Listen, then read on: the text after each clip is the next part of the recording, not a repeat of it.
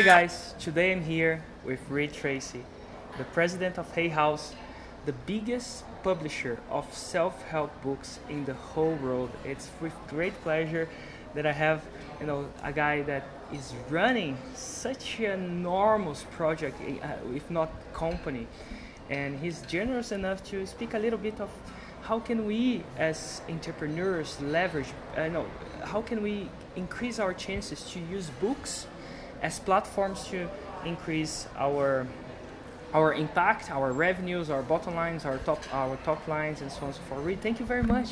Great to be with you, Erico. So, do you want to know a little about Hay House? Yes. Could you please tell a little bit about Hay House so we can? Some people out there, they can give they have a perspective. Some people don't. Yeah. Well, Hay House was started by Louise Hay, who some of you might know because she sold about 1 million books at least in Brazil. And what is her favorite? Her top seller book? Her top selling book is You Can Heal Your Life. And it's definitely in Brazil. It's definitely translated into Portuguese, and it's there. And we have other authors that some of you might have heard of, like Dr. Wayne Dyer and Doreen Virtue, who's very popular in Brazil, and many, many other in the self-help world that are very popular. We've probably sold at least 5 million books in Brazil, and in the United States we've sold over 60 million books. 60 million. 60 million books. Awesome. Yep, over the 25 years. So we've grown significantly. When I started at Hay House 25 years ago, we had $1 million in revenue, and today we have $100 million in revenue. Awesome. So with offices all over the world. But basically what we've found is that our authors, they're able to use books. Like, it's not that they make so much money in books. Even if they sell millions of books, they make obviously good money, but then they're able to use those books to get speaking engagements and expand their market and expand their reach. And it's like their business card, some people say, like, even if they're not going to sell millions of books, if you publish a book and sell 5,000 books, you have 5,000 people who know you intimately because they've spent 6 hours reading your book. They took you to bed. They take you to bed. Yes, That's the only. It's the only really thing they can take you to bed and really get to know you. Like, you can't do that with your podcasts or your YouTube or whatever. But with books, they really get to know you. And after reading those books, a lot of times they'll come to your website, and those are many times your most loyal fans because they say, "Oh my God, you changed my life." Yes. You really, they really know. They know more about you than you do because you forgot what you wrote in the book and they're repeating it over and over.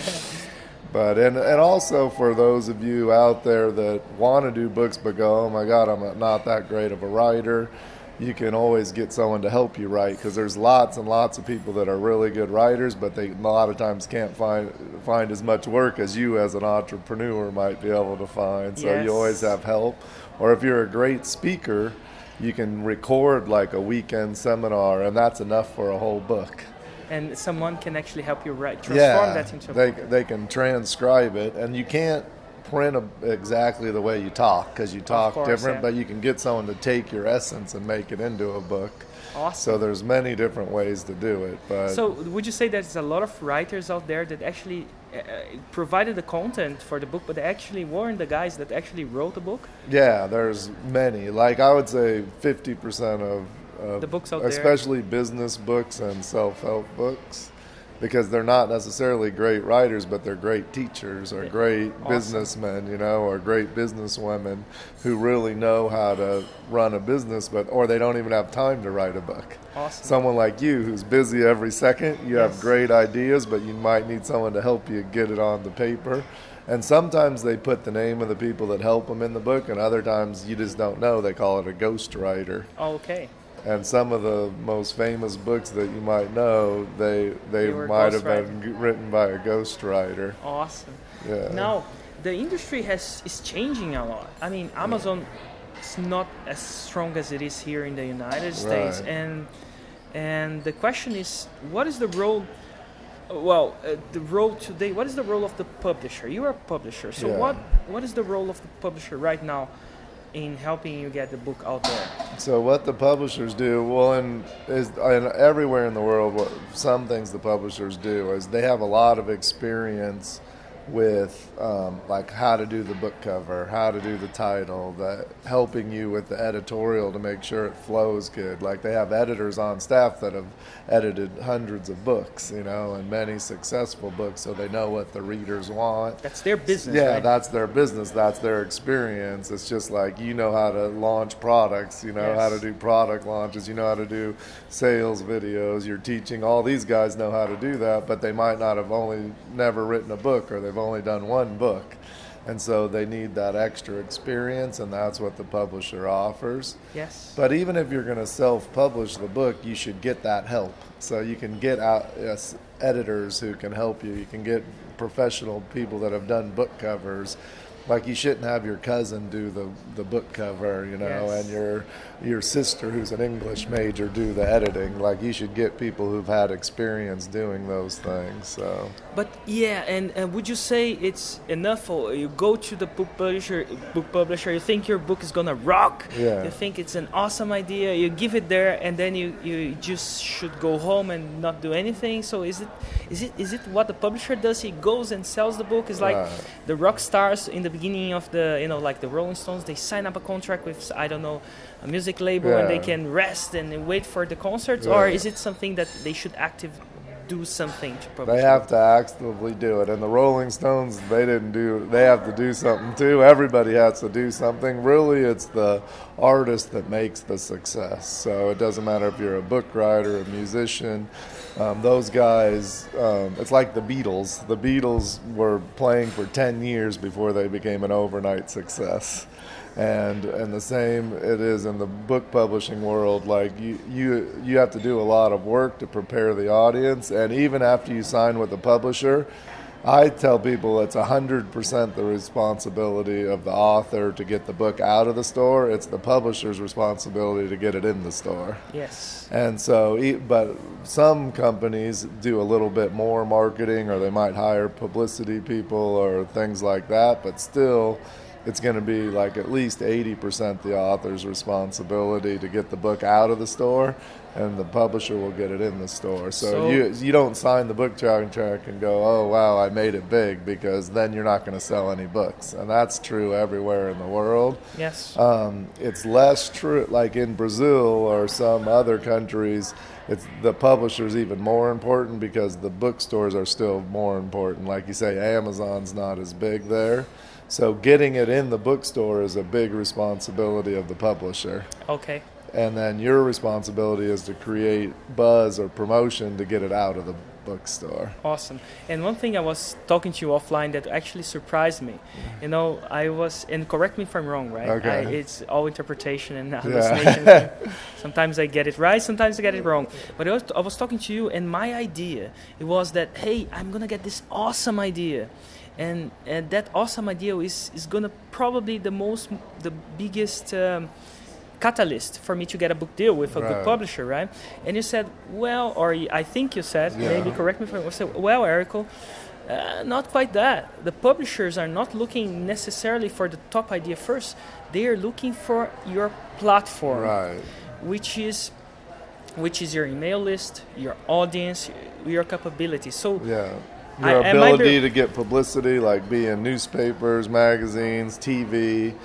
That topic will matter, but it's also you as a personality. So you having that, what we call a platform, is your emails, your media, your connections, and a good idea. Yes. You need all those things, but a good idea by itself is not worth near as much as the other stuff. Oh, right. So if a good idea by itself is not worth as much in the beginning, probably, than the other thing, right? Once you're a proven author, so once you do a book and it sells well, then the idea matters more, because they know that it's going to sell, and now they're just looking for the next good idea. Awesome. But because you have passed history, yeah. And you have a built-in audience, because let's say that your first book sold 20,000 copies. Those 20,000 people read your book, and they're looking forward to the next book. So you have a built-in audience to start selling the next book. And the bookstores know you're going to sell and all that. But when you do the first book, you have to have a way to promote it and a good idea. Awesome.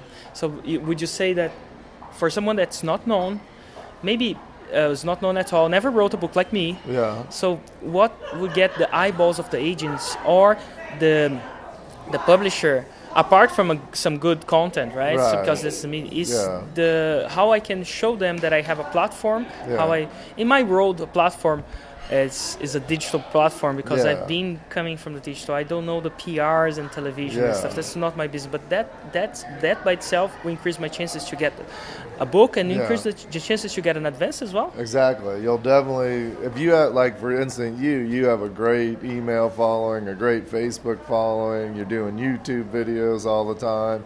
The publisher knows that you're going to help promote the book, because you're going to tell your people about it. So you would be able to get an advance of an amount of money for an advance, and that advance at the beginning might be a little more modest, but as you get success, it can get bigger and bigger.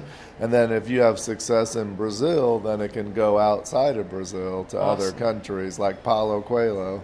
Yes. You know, like he actually, the person who runs Hay House in the UK is the person who discovered Paulo Coelho's book for Europe. Awesome. Yeah, so her name's Michelle, and she's she was good the one that friends with scouted. Paulo. Yeah, she knows him. She knows him super well, because she made him famous in the UK. Like, who is the editor from Paulo? Her, I don't know. The lady our lady that runs Hay House UK is Michelle Pilley. Yes. And she was the person who discovered him for HarperCollins.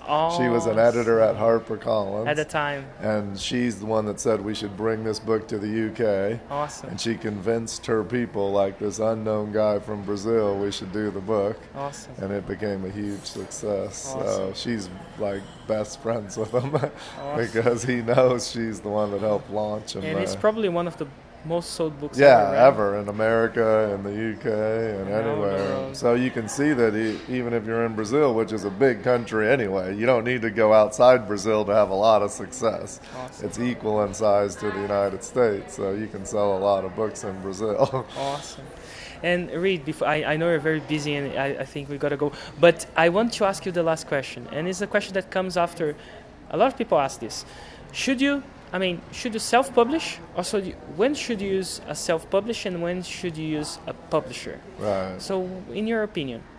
Usually, I think you should self-publish if you can't find a publisher, or that's one thing. The other reason to self-publish is if you're in a hurry to get it out, because if you go with a traditional publisher, it's going to take at least a year.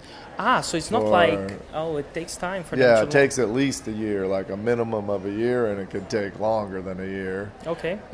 For them to get it in their schedule and get it out to the salespeople and do the editorial and all that.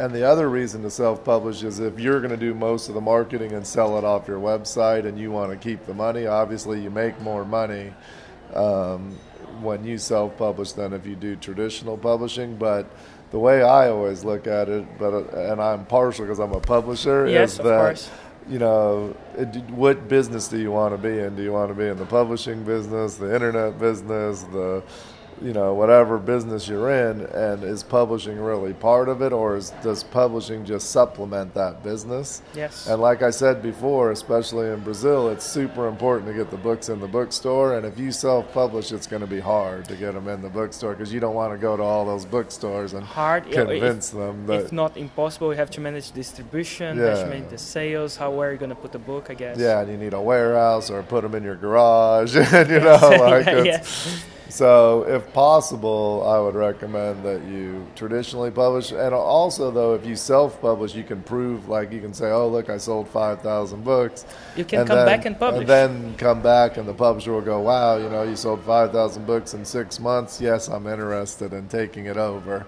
And so it's not one or the other. In fact, the publishers love when you self-publish and prove a success. Oh, okay. So increases, Yeah. of course, because it's a business after all, right? Right. So they have less risk, I guess. Yeah, it's just like you and your business. If you know it's going to work, it's easier to invest more money. Like if you start doing AdWords and the AdWords work, you're happy to put more money in AdWords. But at first, you don't know. Yes. You know, like you might put $100 and it doesn't work, and you're like, darn, I shouldn't have done that. But if you put 100 and make 200, you're like, I'm happy to put 500. Awesome. And it's the same for book publishing. If the book has already sold 5,000, the odds are good you can help it sell 10 or 15,000. Awesome. Thank you very much. You're welcome. And before we say bye-bye, I just like to acknowledge you for, I mean, besides running a business, which we all do, right? I run a business. Yeah. People out there run a business. You've been out there running a business that helps you bring content that, in my opinion, makes the world better. Thank you. And by actually growing that business, since you were working there from 1 to 100, you actually grew your impact. Yeah. And it's people like that it's, I mean, books changed my life. And it's people like you that helps to make these bloody books available in front of me when I first needed. I remember that when I was inside my job and I was a bit depressed and desperate, and I went through entrepreneurship, and it was bad, right? So I didn't know how to go on. I wasn't born an entrepreneur, and I was there in this thing, and I say that a book changed my life. It was a book that I read that led me to discover this whole set of tools that today use to make it happen. And I don't know how long I would have endured in trying to be an entrepreneur.